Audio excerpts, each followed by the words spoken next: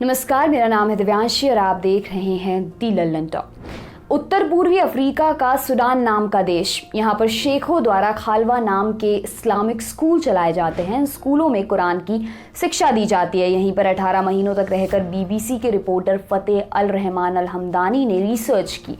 अब इनकी रिपोर्ट छपी है। बीबीसी न्यूज़ अरेबिक की इस रिपोर्ट के मुताबिक इन खालवाओं में छोटे छोटे बच्चों के साथ भयावह अत्याचार हो रहा है।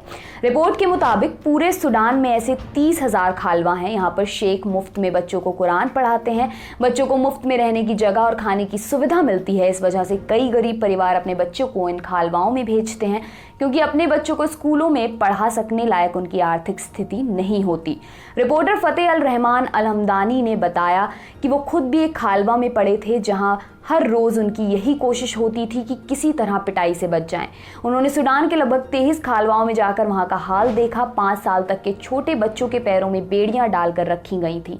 इन्हीं बच्चों में से एक ने फतेह को बताया, हम 6 या 7 बच्चों के ग्रुप को एक साथ जंजीरों में जकड़ दिया जाता है और शेख फिर हमें चक्रों में दौड़ाते हैं। हम में से कोई भी गिर जाए तो फौरन उठना पड़ता है, क्योंकि वो हम पर कोड़े चलाते रहते हैं। वो कहते हैं कि हमारे लिए अच्छा है।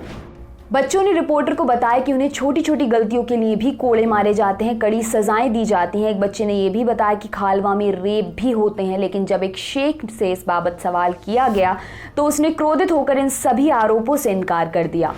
सूडान में अब जो नई सरकार आई है वो इन सभी खालवाओं के ऊपर सर्वे कर रही है। रिपोर्ट के मुताबिक धार्मिक मामलों के मंत्री नसरुद्दीन मुफरी ने कहा कि इन सभी में सुधार किए जाएंगे। कोई पिटाई या अत्याचार नहीं होगा, मानव अधिकारों या बाल अधिकारों का हनन नहीं होगा। लेकिन पुराने राज में इन खालवाओं को नियंत्रित करने के लिए कोई कानून नहीं थे, तो इस समस्या को सुधारने में समय लगेगा।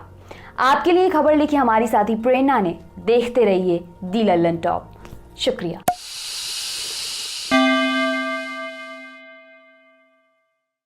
कसर रह गई हमारी कोशिशों में, कसक रह गई कि देश जितना बेहतर, जितना महान हो सकता था, हो नहीं पाया। और एक कसम रह गई कि देश का जो कर्ज है उसे थोड़ा बहुत तो उतारना है। भावुकता का लबादा ओढ़कर बोलता तो यूं बोलता, लेकिन बात सीधी है तो सच्चे ढंग से आप तक कही जानी है। लल्लन टॉप लेकर आया है एक नया प्लेटफॉर्म, तेरा तुझको अर्पण। ये प्लेटफॉर्म उन सब भारतवासियों के लिए है जो भारत से दूर किसी दूसरे देश की जमीन पर हैं, कभी पढ़ाई के लिए, कभी नौकरी के लिए। ये उन सब भारतवंशियों के लिए भी है जिनकी पहचान का हिस्सा ये महान देश है, लेकिन कुछ कसर और कसक है। तो आइए कसम खाएं कि देश को बेहतर बनाएं।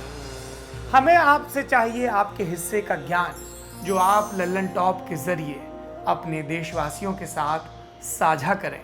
ये मस्ती के पल भी हो सकते हैं जब आप कहीं घूमने जाएं और आपको लगे कि सिर्फ मेरे यार दोस्त और परिवार वाले ही क्यों, पूरा देश जाने इन नायाब चीज़ों के बारे में। ये पॉलिसी से जुड़ा, ज्ञान से जुड़ा कोई मसला हो सकता है। तो आइए और लल्लन टॉप की इस नई पेशकश तेरा तुझको अर्पण का हिस्सा बनिए।